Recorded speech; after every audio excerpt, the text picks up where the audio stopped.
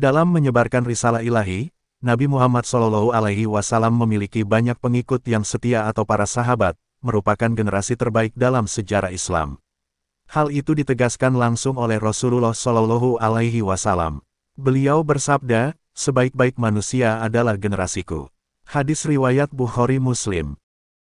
Dalam menerima Islam, tiap sahabat mengalami proses yang cenderung berbeda-beda. Ada yang segera berislam begitu mengetahui bahwa Muhammad SAW telah menyatakan kenabian dan kerasulannya. Untuk menyebut beberapa contoh, di antara mereka yang seperti itu ialah Abu Bakar As-Siddiq, Utsman bin Affan, dan Ali bin Abi Thalib.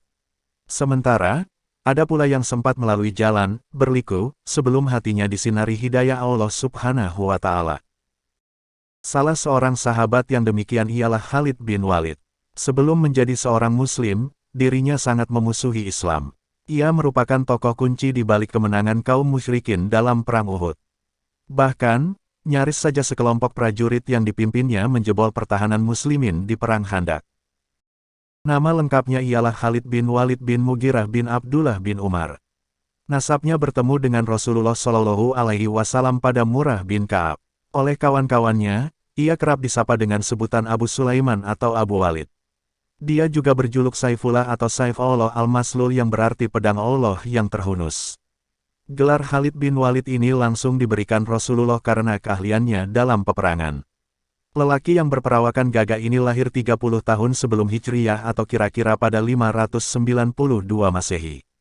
Ketika Nabi Muhammad SAW diangkat menjadi utusan Allah, Khalid berumur 27 tahun.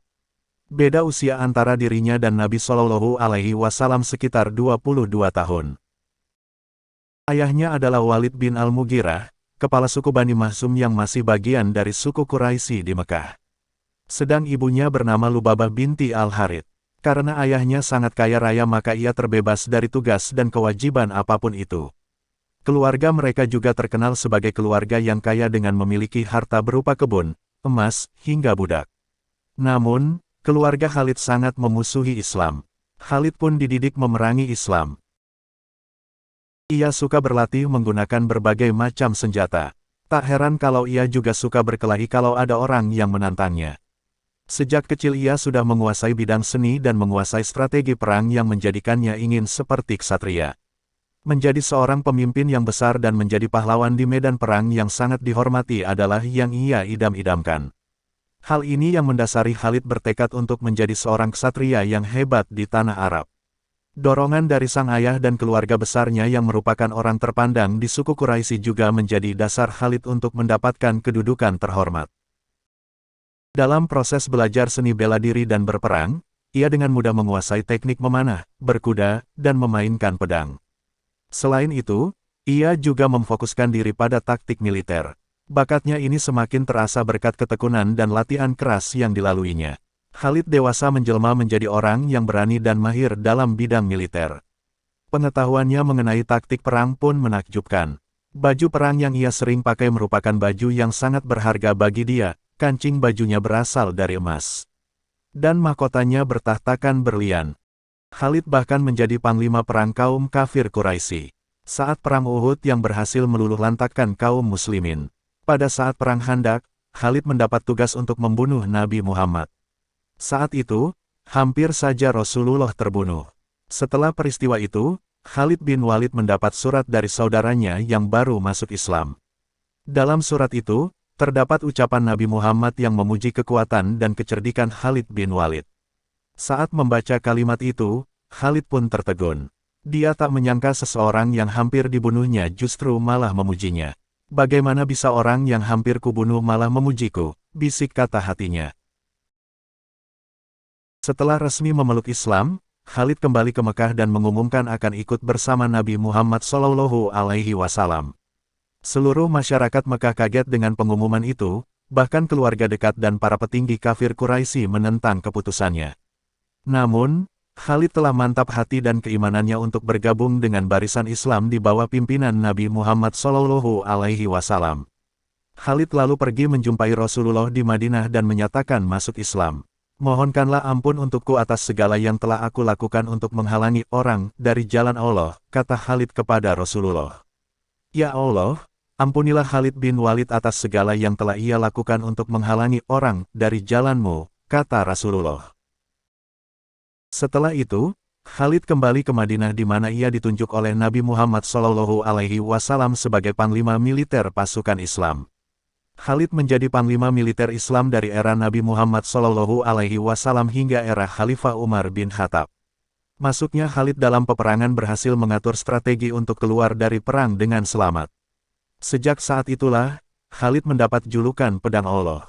Setelah itu, bendera dipegang oleh salah satu pedang Allah hingga Allah memberikan kemenangan di tangannya, bunyi hadis Rasulullah. Sejak saat itu, Khalid tak pernah jauh dari Rasulullah.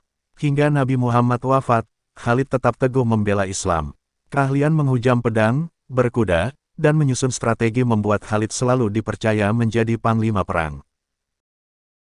Sebagai ahli militer pasukan Islam terlibat dalam beberapa peperangan, yaitu Perang Yarmuk, Pertempuran Mu'tah, Perang Riddah, Perang Persia Mesopotamia, Perang Suria Romawi, Pertempuran Walaja, Pertempuran Yamamah, Pertempuran Ulais, Pertempuran Firas, Perang Romawi Timur Arab. Dari satu perang ke perang lain, Khalid yang juga dikenal dengan Abu Sulaiman Saifullah ini berhasil membawa kemenangan untuk kaum muslimin. Khalid berhasil menumpas pasukan murtad dalam Perang Riddah. Begitu pula saat melawan 240.000 prajurit Bizantium dalam Perang Yarmuk. Meski hanya punya 40.000 pasukan, Khalid mengatur strategi dengan membagi dalam beberapa agar bisa memenangkan peperangan. Khalid juga berhasil mengislamkan banyak orang. Pada 638, Khalid diberhentikan dari karir militernya oleh Khalifah Umar bin Khattab. Khalid bin Walid meninggal di Homs, Suriah, pada tahun 21 Hijriah atau 642 Masehi di usia 50 tahun di tempat tidurnya. Sosoknya kemudian dikenal sebagai pahlawan Islam yang berperan memimpin pasukan umat Muslim menyatukan Jazirah Arab. Selama pertempurannya yang mencapai ratusan, Khalid dipastikan tidak terkalahkan. Saat Khalid meninggal dunia, Umar menangis karena belum sempat mengangkat Khalid kembali ke posisi panglima perang. Julukan Khalid bin Walid tak hanya pedang Allah yang terhunus, para sahabat dan juga musuh menggambarkan sosok Khalid bin Walid sebagai laki-laki yang tidak pernah tidur. Terima kasih telah menonton video ini, jangan lupa untuk like, komen, share, dan subscribe, agar video ini lebih bermanfaat. See you next video.